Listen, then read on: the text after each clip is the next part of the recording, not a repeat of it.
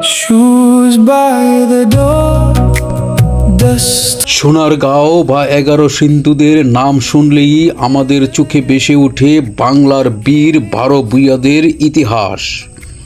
মুঘল সাম্রাজ্যের বিশাল বাহিনীকে রুখে দেওয়া সেই কিংবদন্তি বীর মসনদ ই আলা ঈসা খাঁর নাম আমরা সবাই জানি।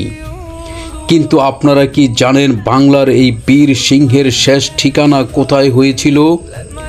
আজ আমরা দাঁড়িয়ে আছি গাজীপুরের কালীগঞ্জ উপজেলার বক্তারপুর ইউনিয়নে, যেখানে চিরনিদ্রায় শায়িত আছেন বাংলার এই মহানায়ক। ইতিহাস ঘেঁটে জানা যায় বক্তারপুর একসময় শুধু একটি সাধারণ গ্রাম ছিল না, এটি ছিল ঈসা খাঁর অত্যন্ত গুরুত্বপূর্ণ একটি সামরিক ঘাঁটি বা দুর্গ। 1599 খ্রিস্টাব্দের মুঘল সেনাপতি মান সিংহের সাথে যুদ্ধের প্রস্তুতি নেওয়ার সময় ঈসা খাঁ এখানে অসুস্থ হয়ে পড়েন। চিকিৎসাধীন অবস্থাতেই এই বক্তারপুর দুর্গের শেষ নিঃশ্বাস ত্যাগ করেন বাংলার এই স্বাধীন চেতা শাসক। এরপর এই মাটিতেই তাকে সমাহিত করা হয়। দীর্ঘদিন ধরে এই মহান বীরের সমাধিটি লোকচক্ষু অন্তরালে অবহেলায় পড়েছিল।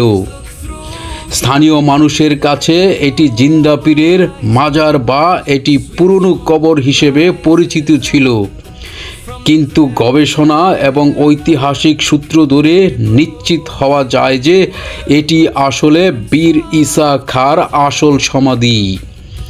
পরবর্তীতে প্রত্নতত্ত্ব অধিদপ্তর এই স্থানটি সংরক্ষণ করে এবং এটি দৃষ্টিনন্দন স্মৃতিস্তম্ভ নির্মাণ করে।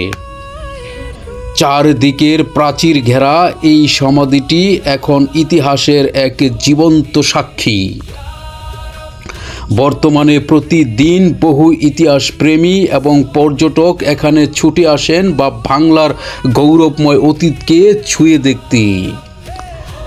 ঢাকা থেকে মাত্র 1-1.5 ঘন্টার দূরত্বে অবস্থিত এই স্থানটি একাধারে যেমন শান্ত তেমনি ইতিহাস সমৃদ্ধ।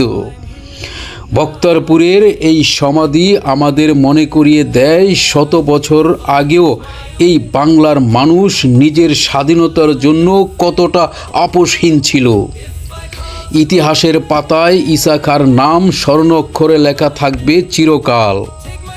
আর গাজীপুরের এই শান্ত বক্তারপুর ইউনিয়ন বুকে ধরে রাখবে বাংলার এই বীরের শেষ স্মৃতি। আপনি যদি ইতিহাসের খোঁজে বের হতে চান তবে ঘুরে আসতে পারেন কালীগঞ্জের এই ঐতিহাসিক স্থানটি থেকে। ভিডিওটি ভালো লাগলে লাইক দিন, শেয়ার করুন এবং এমন আরও ঐতিহাসিক ভিডিও দেখতে আমাদের চ্যানেলটি সাবস্ক্রাইব করুন। ধন্যবাদ।